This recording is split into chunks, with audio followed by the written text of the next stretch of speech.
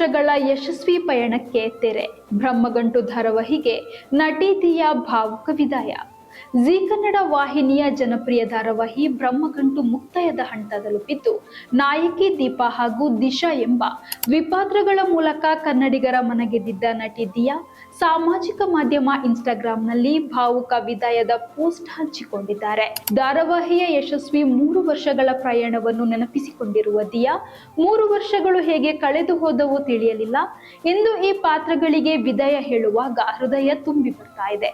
ದೀಪಾ ನನ್ನ ನಿಜ ಜೀವನದ ಶೈಲಿಗಿಂತ ತೀರಾ ವಿಭಿನ್ನವಾದ ಗ್ಲಾಮರ್ ರಹಿತ ಪಾತ್ರವಾಗಿದ್ದು, ನನಗೊಂದು ದೊಡ್ಡ ಪಾಠ ಕಲಿಸಿತು.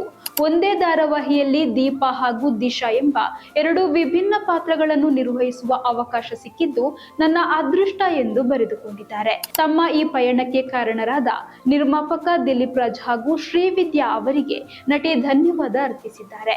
ವಿದ್ಯಾ ಮೇಡಂ ಮೊದಲ ದಿನದಿಂದಲೂ ನನ್ನ ಶಕ್ತಿಯಾಗಿ ನಿಂತರು ಎಂದಿದ್ದಾರೆ.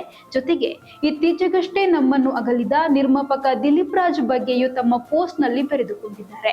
ದಿಲೀಪ್ ಸರ್ ಕಲಿಸಿದ ವಿಷಯಗಳು ಸದಾ ನೆನಪಿನಲ್ಲಿರುತ್ತವೆ ಎಂದಿರುವ ದಿಯಾ, ಜೀ ಕನ್ನಡ ವಾಹಿನಿಯ ತಂಡ ಹಾಗೂ ಇಡೀ ಬ್ರಹ್ಮಗಂಟು ಕುಟುಂಬಕ್ಕೆ ಕೃತಜ್ಞತೆ ಸಲ್ಲಿಸಿದ್ದಾರೆ. ಇನ್ನು ತಮ್ಮ ಸಹನಟ ಭುವಿ ಅವರನ್ನು ನೆನಪಿಸಿಕೊಳ್ಳುತ್ತಾ, ಸೆಟ್ ನಲ್ಲಿ ಪ್ರತಿದಿನ ಮೋಜಿನ ವಾತಾವರಣ ನಿರ್ಮಿಸ್ತಾ ಇದ್ದ ಸೂಪರ್ ಕೋಸ್ಟರ್ ಅವರು 3 ವರ್ಷಗಳಲ್ಲಿ ಇಲ್ಲೊಂದು ಸುಂದರ ಕುಟುಂಬವೇ ನಿರ್ಮಾಣವಾಯಿತು ಎಂದಿದ್ದಾರೆ.